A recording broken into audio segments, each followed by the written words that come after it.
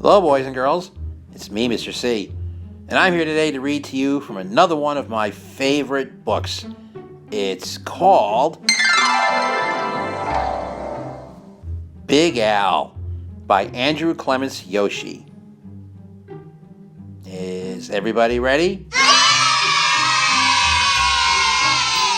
Okay then, here we go.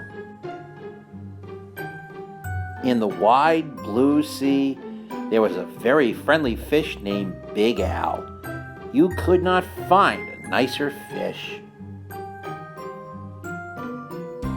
But Big Al was also very, very scary. Other fish seemed to have at least one friend.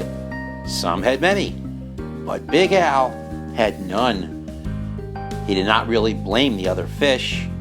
How could he expect little fish to trust a great big fish with eyes and skin and teeth like his? So, Big Al was lonely and cried big salty tears into the big salty sea. But Big Al really wanted friends, so he worked at it. First, he tried wrapping himself up with seaweed.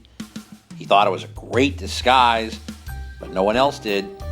Who wants to stop and talk to a floating plant that had big sharp teeth? Then he thought that if he puffed himself up round, the other fish would laugh and see how clever and silly he could be. All they saw was how big he could be, and they steered clear. Aww. Very early one morning, Big Al went down to the bottom and flopped and wiggled himself into the sand until he was almost covered up. He looked much smaller. When other fish came near, Big Al talked and joked with them and had a delightful time. But then one scratchy little grain of sand got stuck in his gills and he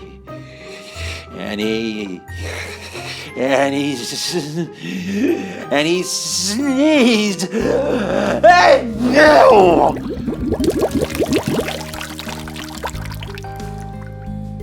When the clouds of sand cleared away, all the other fish were gone. Big Al even changed his color one day so he could look like he belonged to a school of tiny fish passing by. He bubbled along with them for a while, laughing and feeling like he was just one of the crowd. But he was so big and clumsy that when all the tiny fish darted to the left and then quickly back to the right, Big Al just plowed straight ahead. He went bumping and thumping right into the little fish. Before he could even say, "Excuse me," they were gone, and he was all alone again, sadder than ever. Just when Big Al was starting to be sure that he would never have a single friend, something happened. He was floating along sadly, watching some of the smaller fish, and was wishing they would come closer. As he watched, a net dropped down silently from above, and in an instant, they were caught. Big Al forgot all about being lonely, and he forgot all about being sad. His eyes bulged out bigger and rounder than ever, and with a mighty flip of his tail, he opened his mouth and charged straight at the net. The net was strong, but Big Al was stronger. He ripped right through it, and all the little fish rushed out through the hole. But when Big Al tried to turn around and go out of the hole, he got all tangled up in the net. He was stuck. The net went higher and higher toward the bright surface of the sea, and the little fish watched Big Al as he disappeared above them. When the little fish were able to speak again, all they talked about was the huge, wonderful fish that had saved them. How great to be free! But what a shame that the big fellow had been captured. Just then, there was a tremendous crashing splash above them, and and the small fish dashed away. Was it the net again? Not at all. It was Big Al. Those fishermen took one look at him and threw him right back into the ocean. And now there is one huge, puffy, scary, fierce-looking fish in the sea who has more friends than anyone else. Big Al. Well, boys and girls, that brings us to the end of our book, Big Al, by Andrew Clements Yoshi. I hope you enjoyed it as much as I did.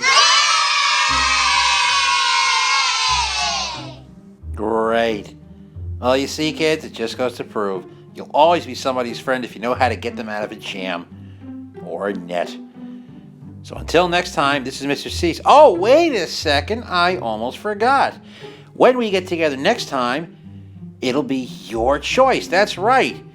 You get to pick the book you want me to read next. So go to the comments section and tell me if you want to choose from Fox on Wheels,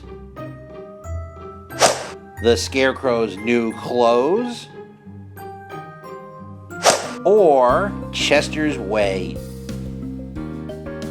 So go ahead and flip a coin. What? Flip a coin?